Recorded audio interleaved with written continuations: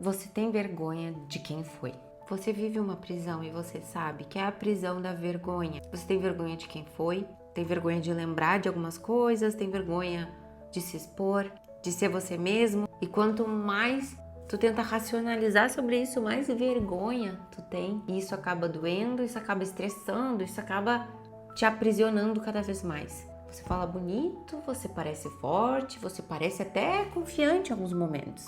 Você segura a pose, mas por dentro você se encolhe quando tá sozinho. Tem coisas suas que você não consegue nem lembrar de olhos abertos. E você sente no corpo, na respiração que falha, tensão que ninguém vê. E na pressa de mudar de assunto, quando alguém chega muito perto da ferida, você diz que foi um erro, que você não sabe porque você fez isso. Você desconversa, olha pra baixo, fala de outros assuntos, faz piada, ri, se xinga, se conforta, falando que você foi burro, você foi otário, você é trouxa mesmo.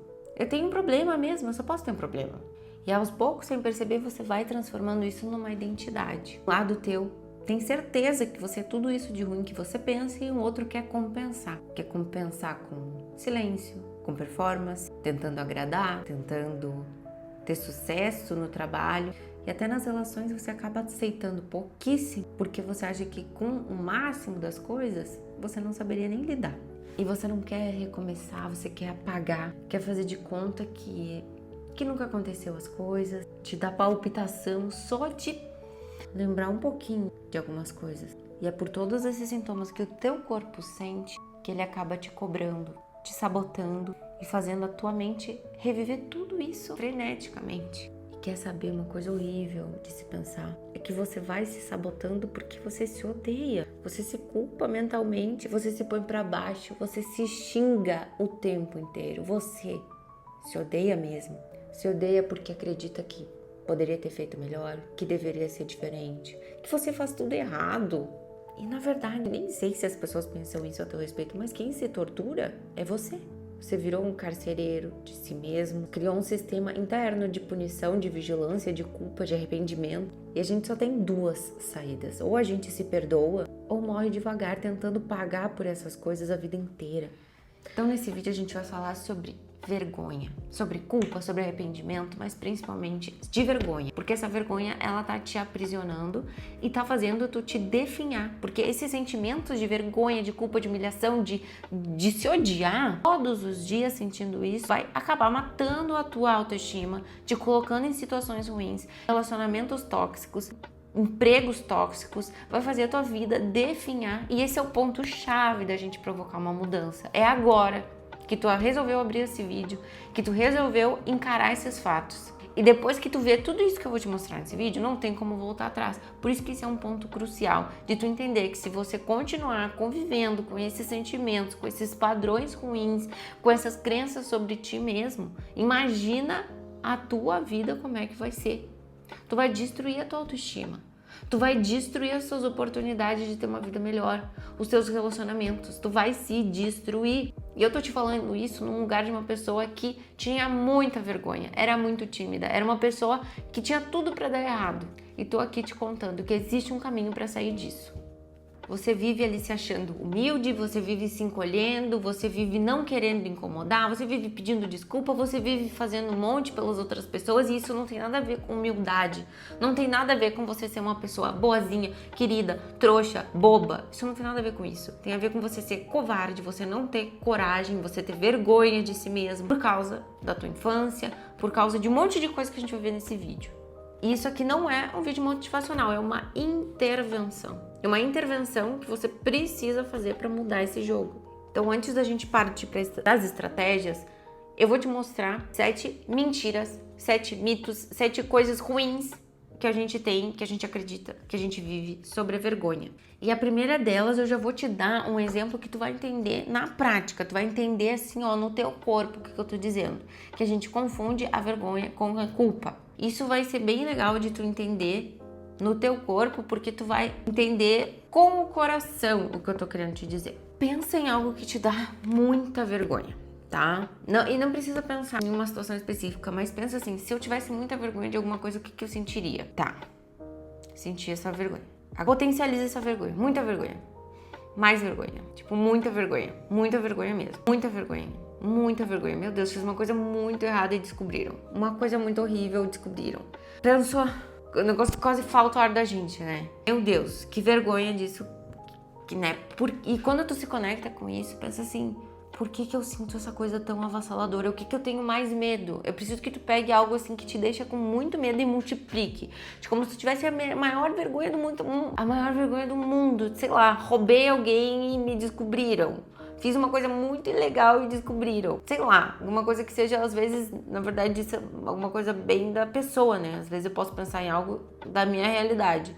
Então, quando tu multiplica esse sentimento e pensa assim, por que eu tô sentindo tudo isso? Não é como se tu ficasse com medo, assim, do que as pessoas iam pensar de ti, que as pessoas iam achar que tu é horrível, que as pessoas iam achar que tu é uma pessoa ruim, que as pessoas iam descobrir ou, sei lá, iam te tratar de forma diferente, que as pessoas iam pensar coisas reais da tua própria identidade, como se a gente tivesse um núcleo nosso lá dentro da gente e as pessoas iam massacrar, eu não ia ser mais nada pra ninguém, como se esse núcleo interno nosso simplesmente fosse me matar. Se esse núcleo se explodisse, ia me matar. Eu sinto isso. Eu não sei se tu sente isso. Se tu sente isso, deixa nos comentários, porque pra mim é muito forte fazer esse vídeo pra te explicar que como se a gente tivesse um núcleo interno e que eu fosse desaparecer ou que fossem me matar, que de apanhar, que ver esses pensamentos, sentir que as pessoas estão pensando isso, as coisas ruins de mim, fossem me matar. Então, essa vergonha, gente, é como se a gente pensasse que a gente é tão ruim, falho, que nosso núcleo de identidade ali fosse algo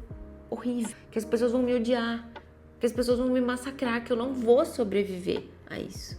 É esses sentimentos de sobrevivência que dá na gente quando a gente sente essa vergonha. A culpa que algumas pessoas trazem, né, quando a gente tá falando de situações vergonhosas. Eu me culpo por não ter me preparado, eu me culpo por ter feito algo errado. Ela vem com um cunho de peso, obviamente, aquele peso, aquele fardo que a gente carrega com a gente, mas ela tem possibilidade de reparos. A vergonha é algo que tu vive contigo mesmo, que quanto mais a gente vivencia isso e sofre com isso, não tem o que fazer, não tem reparo, não tem como voltar atrás, é só um medo muito grande de tudo que vão pensar a meu respeito e que isso vai matar o meu núcleo interno. Essa coisa que esse eu, todas as noções que eu sei de mim mesmo vai me matar. Uma vez eu vi num vídeo de filosofia que a maior dor de um ser humano é a dor da profanação.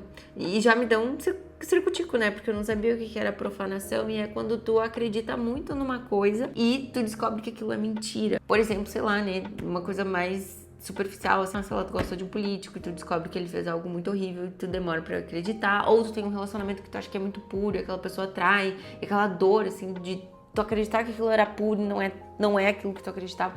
Então, tu tem a tua identidade coesa, assim, né, pra ti, e tu perder aquelas coisas que tu pensava a teu respeito, te mata por dentro. Então, a vergonha é isso.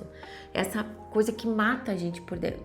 E a gente entra num negócio de nós com nós mesmos, assim, achar que se eu sofrer com isso, eu vou melhorar alguma coisa, que vai resolver alguma coisa, então eu vou criar um monte de pensamentos ruins, pensamentos de culpas, de eu deveria ter feito isso, deveria ter feito assado, eu sou isso, eu sou aquilo, achar que quanto mais eu pesar essa situação, eu vou resolver o problema de alguma forma, só que eu só me ponho mais pra baixo, me deixo com menos energia pra reagir, pra construir algo novo, pra buscar uma saída, ou até para construir memórias positivas. Não, eu me coloco lá para baixo e eu fico sem possibilidade de melhorar a minha vida. A gente acha, uma outra mentira, que o arrependimento ele é útil, né? Que eu preciso me arrepender das coisas, eu preciso viver esse arrependimento, eu preciso me crucificar, eu preciso me torturar, eu preciso viver essa punição, essa coisa horrível.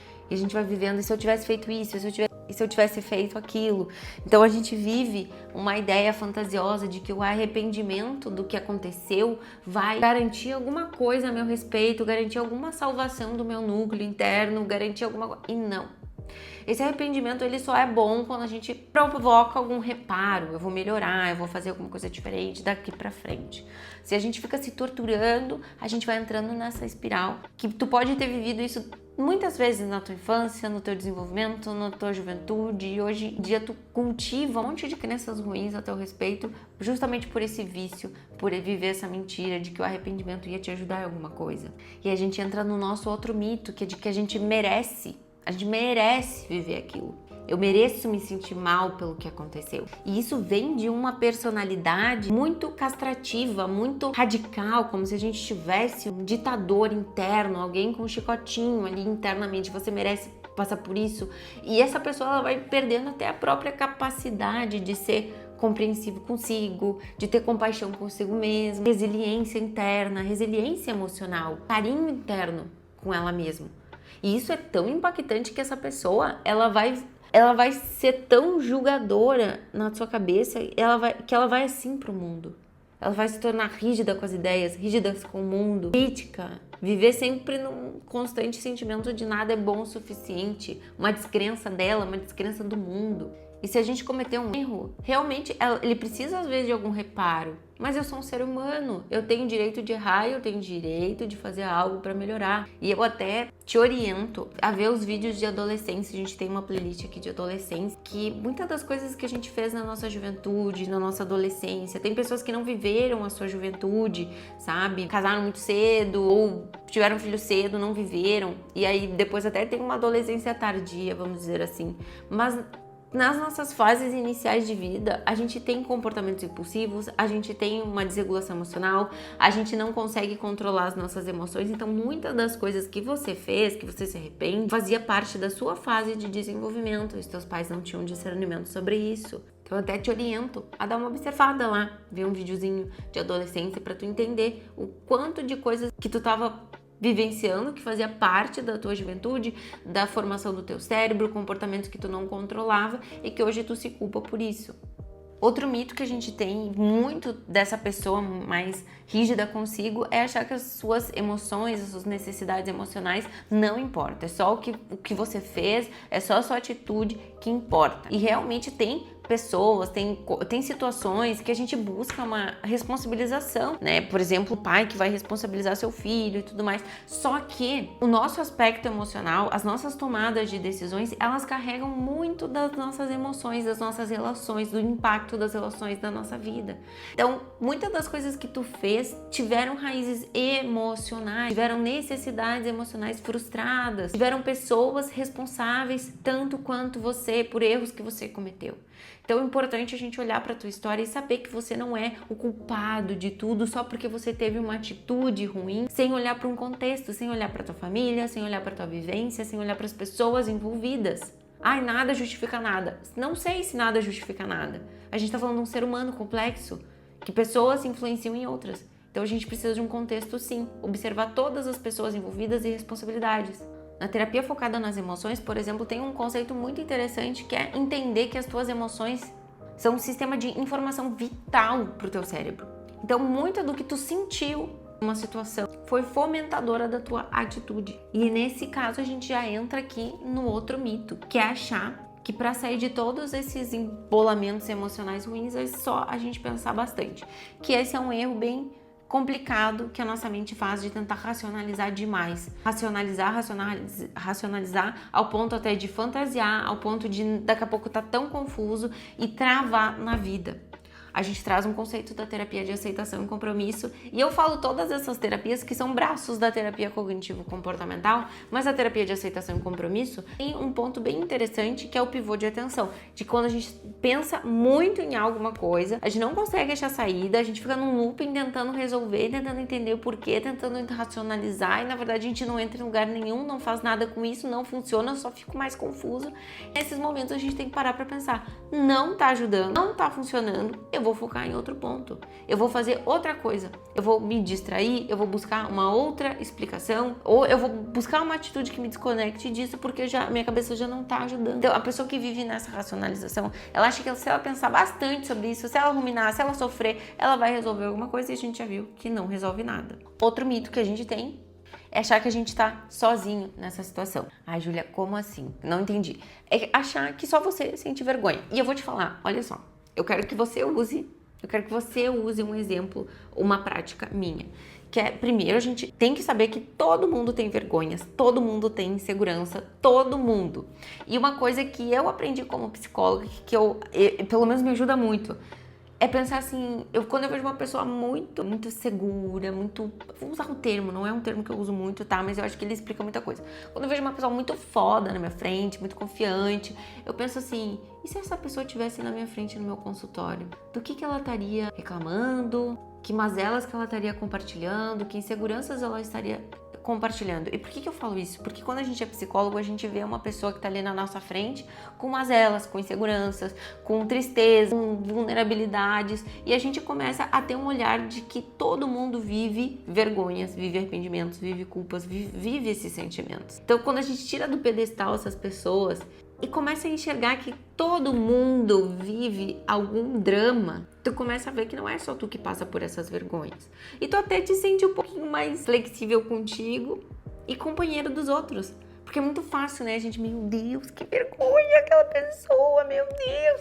E tu pensar, nossa, gente, vou ali falar com ela pra tentar fazer com que ela não passe por tanto essa vergonha, sabe?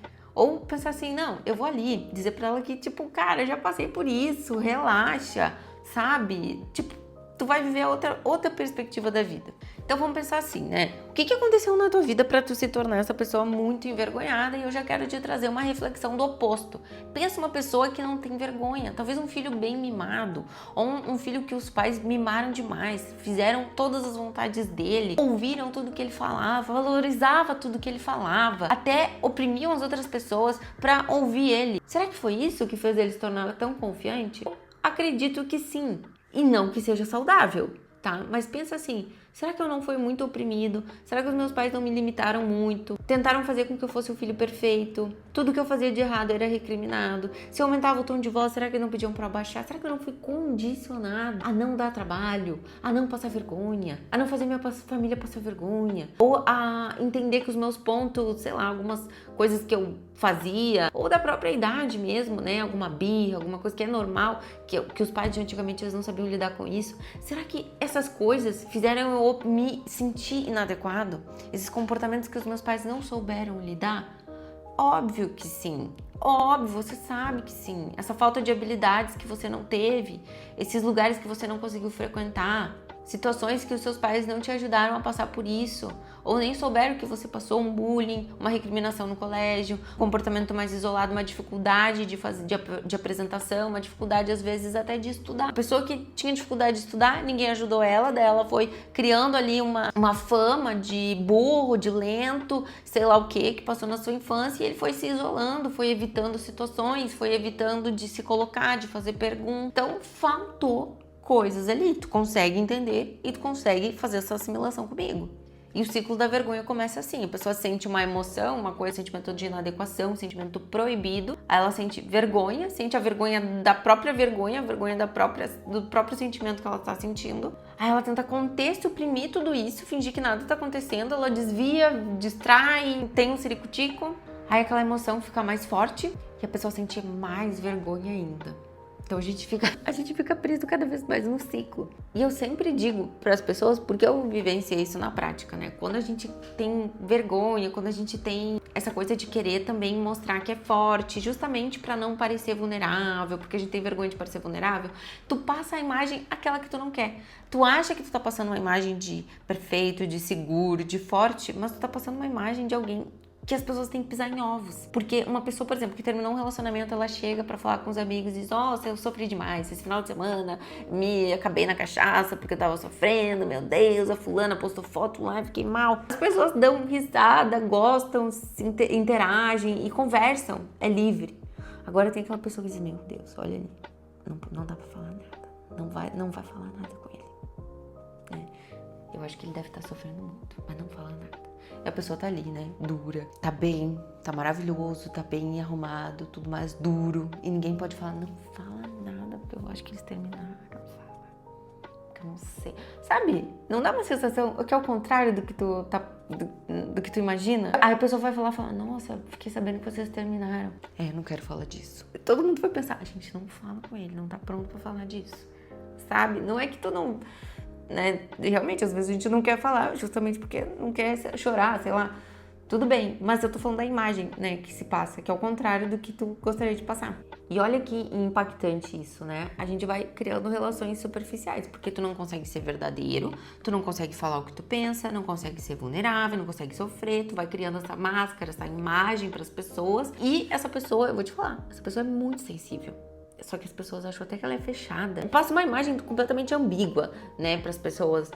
Tu não passa mensagem clara, as pessoas têm dificuldade de se conectar, tu fica cada vez mais sozinho, com relacionamento superficial. É muito impactante. Eu não sei se eu consigo passar pra vocês, se eu tô conseguindo, até comenta aqui no vídeo, eu tô conseguindo passar o quanto isso é horrível pra nossa história. Fora todo o potencial que é desperdiçado. Às vezes a pessoa tem muita capacidade para um monte de coisa, mas ela nem se coloca nas situações. Eu tenho uma paciente que, nossa, ela fez um trabalho muito interessante de quebrar essas coisas. E se tu vê a jornada de trabalho dela, uma pessoa que começou assim e hoje, sabe, não que ela ficou rica, milionária, mas até um grupo que ela nunca imaginou coordenar, onde ela coordena. Eu não posso falar muita informação, né, mas pensando num aspecto até da liderança, sabe? E quando a gente vai se tornando mais livre, mais capaz, a gente se sente mais capaz, mais conectado com as pessoas, com relacionamentos mais conectados, a gente vai ficando mais feliz.